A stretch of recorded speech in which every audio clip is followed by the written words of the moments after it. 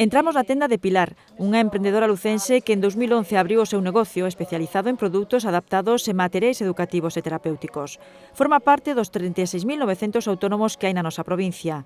E como recibe o convenio entre a Asociación Galega de Autónomos e a Deputación de Lugo? Maná ha caído do ceo, non? Tal e como estamos, como nos están ampliando os gastos por todas partes, os autónomos os estamos pasando realmente mal.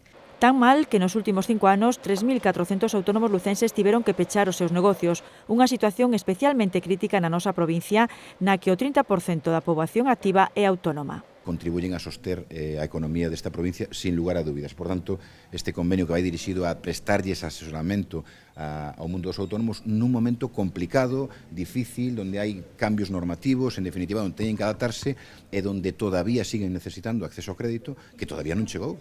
Cando nos falan da recuperación económica, ten que chegar esa recuperación económica a toda a sociedade. Pero hai que sumarlles outros problemas que sufre o sector, como a suba da base mínima de cotización ou o mantemento do IRPF autonómico máximo.